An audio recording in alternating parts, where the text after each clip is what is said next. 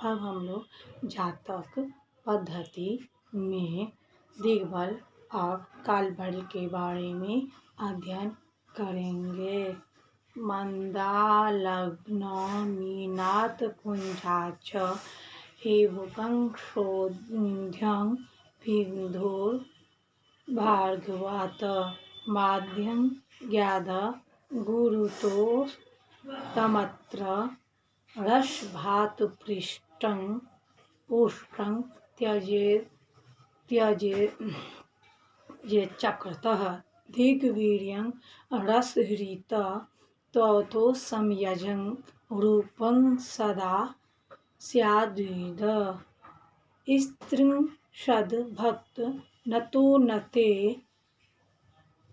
शशि कुजार्कीणां परेषां बले मंदात लग्नम ईनात् कुजाच हि भूकं विधो भार्गवाच्च माध्यम ज्ञात गुरु तश्चास्तं शोध्यं तद्र सभात पुष्टं तदा चक्र त्यजेत् तद्र सहृत दिग्वीर्यं स्यात् अथ च विदा संयजं बलं सदा रूपं स्यात् त्रिंशद् भक्त नतो नते क्रमेण परेषां शशि कुजार्कीणां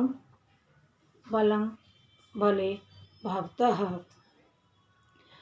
लग्न को शनि से, चतुर्थ भाव को क्रम से सूर्य और मंगल से, दसम भाव को चंद्रमा शुक्र से, सप्तम भाव को बुध गुरु से घटाने पर शेष यदि 6 राशि से अधिक हो तो 12 में से घटाकर अथवा 6 राशि में अल्प हो तो उसी में हमसे क्या करते हैं 6 से भाग दे देते हैं।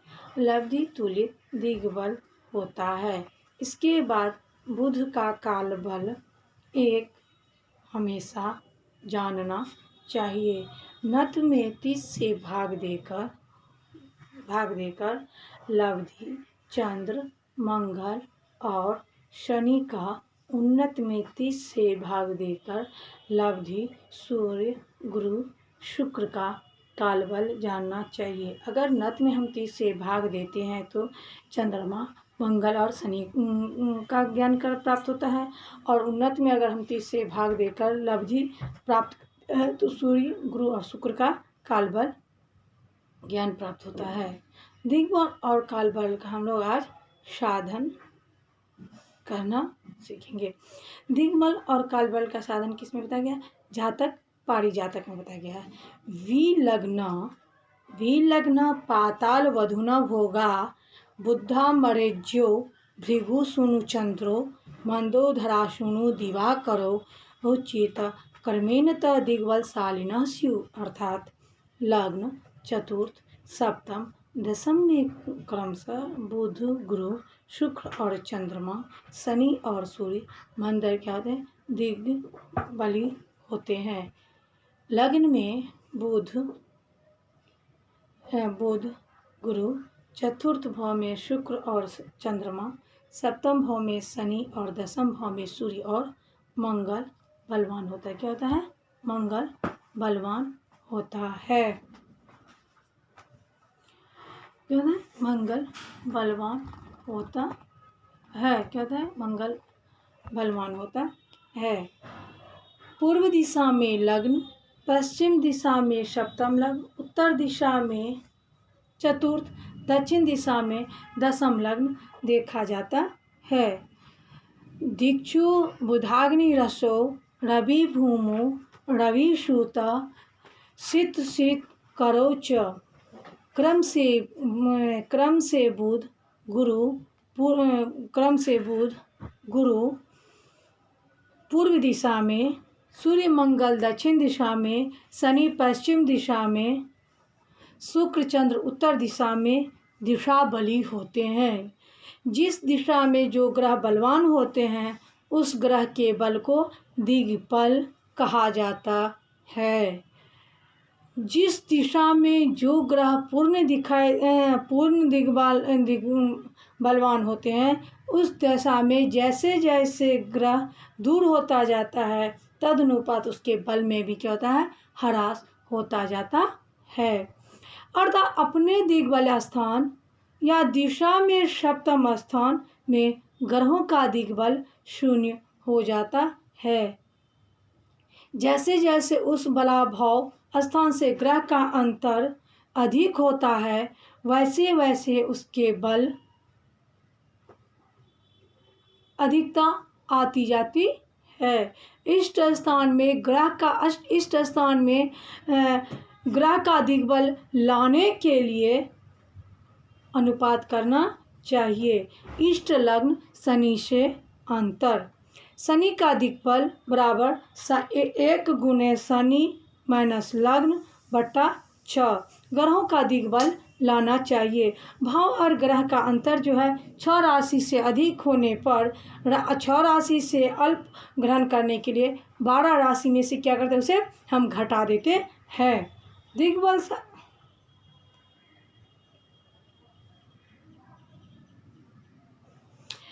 बुध का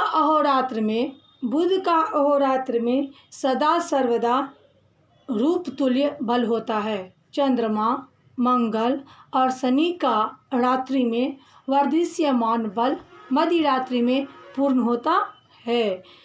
मध्य रात्रि नत परिणाम 30 घटी होता है। इसका दिन में बल ह्रास होकर मध्याह्न में शून्य बल होता है। जहाँ नत शून्य होता है वहाँ नत से ही बल की क्या होती है, वृद्धि ह्रास सिद्ध होती है। इसलिए अनुपात द्वारा इष्ट काल में ग्रह का काल बल ज्ञान किया जाता है। 30 घटी तुल्य परमनत में पूर्ण बल 1 होता है। यदि ग्रह काल बल बराबर 1 गुने इष्ट काल घटी बट्टा 30 घटी बराबर चंद्र मंगल शनि का काल बल। सूर्य गुरु और शुक्र का दिन में वर्धिष्यमान बल होने से वर्धमान में पूर्ण बल, जबकि उस समय उन्मत्त घटी भी क्या होती है, 30 घटी तुल्य होती है। रात्रि के ह्रासमान बल राशि के मध्य में क्या होता है, शून्य होता है। उस समय उन्नत घटी भी क्या होती है, शून्य होती है, क्या होती है, 0 होती है। अनुपात करने से इनका भी बल इष्ट काल में क्या होता है, ज्ञात हो जाता है। 30 घटी तुल्य परमोन्नत घटी में पूर्ण बल 1 होता है और इष्टोन्नत काल में क्या होता है, इस प्रकार है। सूर्य गुरु और शुक्र का काल बल 1 गुने इष्टोन्नत घटी बटा 30 यानी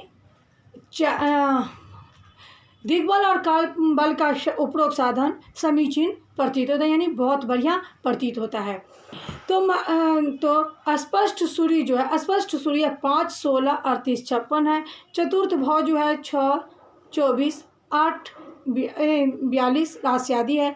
तो 6, 16, 38, 42 में ये सूर्य है और चतुर्थ भाव जो है 6, 24, 8, 42 इसको हम क्या करेंगे, माइनस करेंगे तो अंतर शेष क्या हो जाता है, 9, 22, 30, 14।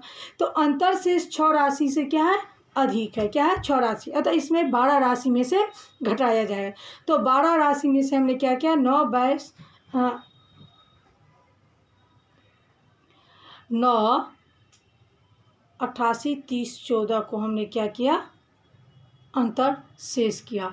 अंतर शेष करने के बाद 2, 7, 29, 26 बचा। तो अब 2, 7, 29, 46 को हमने क्या किया, जो 6 से के अनुसार 6 से और 3 से क्या किया, हम लोगों ने भाग दिया। तो भाग देने पर 6 को हम भाग देते हैं तो क्या हुआ, 30। यहाँ पे 30 जिसे जो हम करते हैं तो वहाँ पे क्या हो जाता है, नहीं लगता है। तो 6 पंचे 30, 6 अति 60 अति 30 किए तो फिर से 30 को हम क्या किए, ये जो 6 जो है उसको हम गुना किए, गुना करने पे 60 आता है, उसमें 7 जोड़ देते हैं, 67 होता है।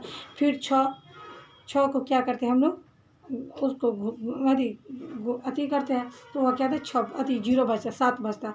तो फिर हम 6 से इस प्रकार से जो है 60 + 7 बट्टा 67 फिर 67 में से हम क्या किए 60 को घटा दिए, 60 को घटा देने पर क्या हुआ 7 बच जाता है। 7 में फिर से हम 6 को घटा दिए तो क्या बच गया 1। तो 1 गुने 60 प्लस 29 क्या आ गया 89। क्या बच जाता है 80। इसको हम जोड़ने पर क्या कर देते हैं 89 हो गया। तो 89 जब हो गया तो हम इसको क्या करेंगे, फिर 6 बचा, 6 में 29, 29 को फिर 29 में से हम 24 को घटा दिए, तो 29 को 24 घटा दिए तो क्या